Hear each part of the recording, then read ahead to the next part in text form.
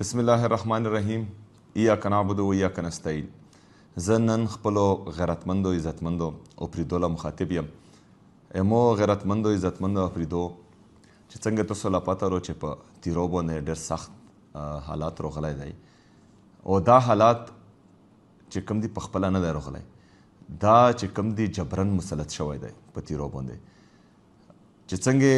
تاسو لا پته ورو چې کله رژیم چینج اپریشن وشو چې د عمران خان صاحب یو جمهوري حکومت روغورځېدو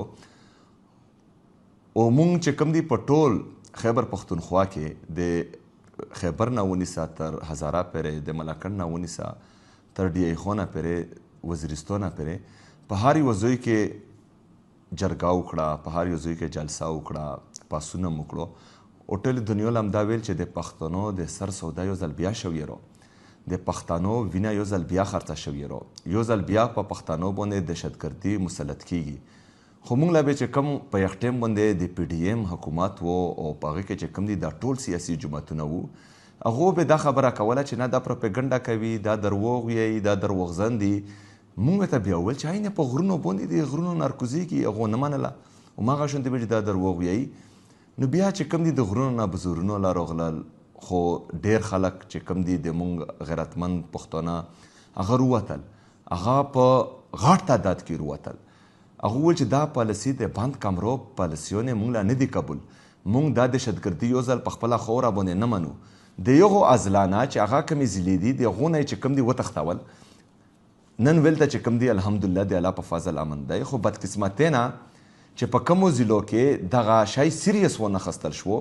نن ویلته چې کوم دي موږ د بدامنۍ شکار یو. بهرحال وخت اوس هم دی تللی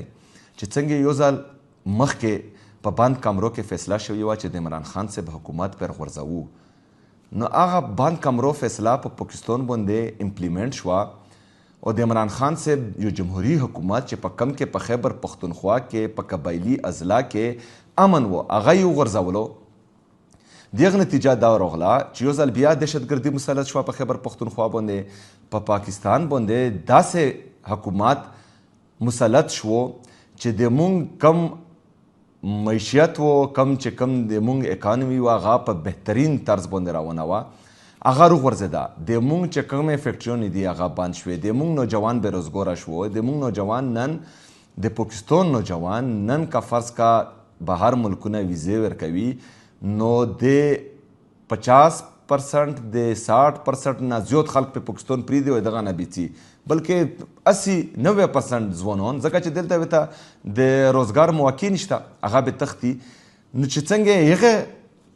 بند کمرو فیصلې نقصان کړی دی پاکستان له، همدا شانتې چې دا کم د دهشتګردۍ یو ځل بیا لهر په خیبر پښتونخوا باندې مسلط شوی دی په بند کمرو کې، د دغه هم نقصان دی. په تیرو باندې چې کله د اپریشن فیصله په بند کمرو کې کېدله او مولا پته ولګېده، زه ورته روچا شوم، مو ورته وویل چې ګوره دا فیصله د تاسو غلطه رو، که یو 22 ملیټري اپریشن فوجي اپریشن یې تاسو کړي دي، د هغو څه نتیجه راوتې وي، د هغو سره چې کوم دي امن راغلی وي، نو ټیک ته یو بله موکه چې 14,000 انټلیجنس بیسډ اپریشن تو کړي دي په خیبر پښتونخوا کې، د هغه څه نتیجه راغلي وي، ټیک ته بله موکه. خو چې د هغو نتیجه هم نه روځي، مونږ په خیبر پښتونخوا کې بدامني هم نه ختمیږي، دهشتګردي هم نه ختمیږي، نو ته بیا څنګه یو بل اپریشن کوې او دغه اپریشن به څه بهترین نتایج وي. ته مونږ په دغه باندې پوه که مونږ ټول د خیبر پښتونخوا چې څومره سیاسي او مذهبي جماعتونه وو، د هر مکتبه فکر خلک مونږ راغونډ کړل. د خیبر پښتونخوا اسمبلی د چات لاندې مونږ یوه غټه جرګه وکړه، په یخ کې چې کوم دي 15 نکاتې ایجنډا یې هغو فاینل کړه چې په یخ کې یوه ایجنډا دغه وه چې ملیټري اپریشن د یوې مسلې حل هم نه دی. نو یو طرف له خو د خیبر پښتونخوا ټول خلک، ټول سیاسي او مذهبي جماعتونه، د هر مکتبه فکر خلک دا یوه خبره کوي چې ملیټري اپریشن د دغه دهشتګردۍ د ختمېدو علاج نه دی، دغه سره نه ختمیږي. ته مونږ کېنوه، ته د مونږ نه رای واخله، ته دلته چې کوم دي سیاسي مذهبي جماعتونه کېنوه، ته د مونږ مشران کېنوه چې هغه پوه دي، هغه په جرګه مرکه پوهېږي، هغه په خبره باندې پوهېږي، هغه چې کوم دي د 8 کولو نه د پاکستان حصاد او هغه چې کوم دي د هر ښه او بد نه په خیبر پښتونخوا کې خبر دي، هغه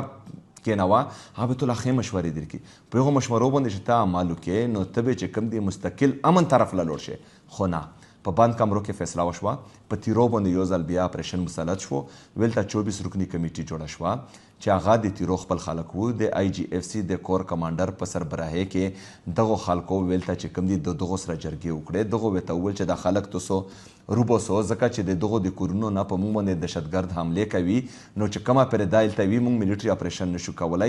دغه 24 رکنی کمیټي قوم له لوړل قوم یې سره نه منله خو بهرحال مجبوره شول 24 رکنی کمیټي مجبوره شوه د مو پریدای قوم مجبوره شوه چې کم په تیرو کې دی دغه خلک چې کم دي د دغو په وینو د کور کمانډر پېښور د آی جی اف سی په وینو باندې د تیرو نه رووتل په کم وخت کې چې کله د وورې سیزن دی سخت جمی دی ویلته وورې ورېږي د نن نه کم سے کم 2 میاشتې پهله مو دا یوه خبره وکړه چې تاسو اپریشن تیوری ویلته څه لا کوو ویلته وورې ورېږي په غرونو باندې وورې دي سخت جمی دی په دغه سړک کې ویلته چې کم دي په غرونو کې یا چکچته چې کم دي تاسو اپریشن یې کوو ویلته خو ځناور هم نشي پوته کېدی نو تاسو چا خلاف د ووره خلاف اپریشن یې کوو خو خبرې یې ونه منلې جبرن انخلا وشوه د تیرو نه چې کله د مو غیرتمند او پریدیر وتل ویلته یې مو غیرتمند عزتمند خویندې مایندې د مو د ګل غوندې کې ماشومان په دغو وورو کې بهر وتل نو هغه ټولې دنیا دا تصویرونه لیدلی دي نو ویلته چې فرض که ته اوس اپریشن نشي کولی خلک تیم روبوستل نو دغو لا پته ولګېده چې د بند کمرو کې کومه فیصله شوې وه هغه د موږ نه غلطی شوی دی دغو دا فیصله غلطه کړې وه دغو دغه سوچ و چې صوبایي حکومت او چونکې دا د سهیل افریدي خپله ابایي ضلع دو دا یې چې کوم دي تیرو یې خپله خوره دو نو دغه نه چې موږ د خلک روبوسو یې دغو خلکو به چې کوم دي د سهیل نه نفرت شي صوبایي حکومت نه به نفرت شي د دغو چې کوم دي دغه پاکستان تحریک انصاف یا د صوبایي حکومت د ختمېدو ذریعه جوړه شي خو ویلته زه لوړم خپلو تیرو خلکو له ټولې دنیا ولیدل چې د تیرو خلکو مو له کومه مینه روکړه کم عزت یې روکړو ویل دا چې کومه طریقه باندې د مو سره میلو شول دغو له یې خوند ور نه کړو دا حیران شول چې دا خلک مونږ روبوستل دغه خلک چې کم دي مونږ په زور زبردستۍ باندې ویلته اپریشن مسلط کوو په دغو باندې دا څنګه چې کم دي اوس هم د سهیل سره مینه کوي عزت ور کوي نو دغو لا پته ولګېده چې دغو چې کومه ډرامه وه هغه فیل شوه چې دا پته ورته ولګېده نو وفاقي حکومت د طرفه بله ورځ یو ریلیز پریس ریلیز راغلو پریس ریلیز کې دا خبره وشوه چې دا خلک چې کم دي په خپله روتي دي دا چا مجبور کړي نه دي نو زه خو یې په شدیدو الفاظو کې مزاحمت کوم د دغې خبرې ځکه چې مو د تیرو خلکو د مو د تیرو پریدو د مو د تیرو مشرونو کشرونو خویندو میندو قرباني ورکړه دغه ملک دپاره دغه قوم دپاره یو ځل بیا هغه رووتل د خپلو کورونو نه خپل کورونه څوک هم چې کوم دي په خپله خوښه باندې نه پرېږدي دا چې کوم دي سره چا ذهن نه مني چې زه به خپل کوله پرېږدم او زه به چې کوم دي د په خوشحالۍ باندې پرېږدم په زور باندې یې دا وخت کې دي خو د وفاقي حکومت دغه پریس ریلیز دا انتهایی خطرناک دی دا د صوبې او د ادارو په منځ کې چې کوم دي جګړه جوړېدل دي دا د صوبې او د وفاق په منځ کې جګړه جوړېدل دي دا د اعتماد د فقدان هغه لیول به راولي چې د دا نه بعد به چې کوم دي نه موږ په ادارو باندې اعتماد کوو نه به چې کوم دي په وفاقي حکومت باندې اعتماد کوو او دا به چې کوم دي د صوبه او د ملک بل طرف لا بوځي مو ورته چې څنګه دو پریس ریلیز وکړو مو ته چې په دا باندې معافي وغواړو د مو د خلکو نه د مو د قوم نه او دا پریس ریلیز واپس واخلو کینې زه به ورڅم خپلو خلکو له خپلو پریدو له خپل د خیبر غیرتمندو خلکو له زه به ویلته چې کوم دي د اتوار په ورځ باندې په 2 بجې په جامرود فوټبال سټیډیم کې زه جرګه راغواړم د دغو ویلته به چې کوم دي زه دغو نه پوښتنه کوم دغه هر یو شي چې تاسو په زور راوتي یو په زور چارو وخت کې یو که په خپله باندې راوتي یو دا قوم به فیصله کوي دا قوم به دغه دنیا له ویایي چې موږ یې په زور باندې راوخت یو چې یو ځل دغه خبره چې کوم دي زه راوخلم او ټولې دنیا له وښیم چې دا په زور راوتي دي دا په خپله باندې نه دي راوتي نو بیا به انشاءالله ویلته زه د مخکې له عمل اعلان هم کوم نو تاسو ټول چې څومره د مو د خیبر اوسېدونکي اقوام دي که هغه پریدای دی که هغه شلمانی دی که هغه شینوری دی که هغه ملګری دی په 2 بجې د اتور په ورځ باندې جمرود فوټبال سټیډیم له زون ورسوو. دا به انشاءالله تعالی موږ دنیا له ښیو چې د موږ سره ظلم روان دی، د موږ سره جبر روان دی. په موږ باندې یو ځل بیا اپریشن مسلط شوی دی چې کومه د بند کمرو فیصله وه چې اوس ورته پته ولګېده چې ویل ده چې کوم دي موږ په دغه کې ناکامیږو نو په خیر رستو کوي، په خیر رستو کېدو له به یې نه پرېږدو. دویمه خبره، زه چې کوم دي د خپلو پښتنو سره ویلوړ یم، زه د خیبر پښتونخوا ټول عوام سره ویلوړ یم،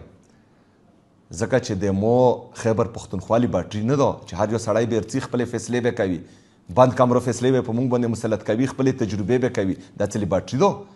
دا چې کوم دي کیړې مکوړې دي د خیبر پښتونخوا خلک. د موږ د پښتنو وینه دومره سپکه ده چې هر سړی به ارڅي او وینه به مې غورځوي او بیا به څوک د پښتنو نه وي. دا نه مخکې به نه وای. اوس زه شته یم، انشاءالله کوم به په اخري حد پرې بڅم، د وینې اخري قطره پرې به انشاءالله تعالی د خپلو خلکو سره زه ویلوړ وم. زه به وروستو کېږم نه، خو د مو توقعات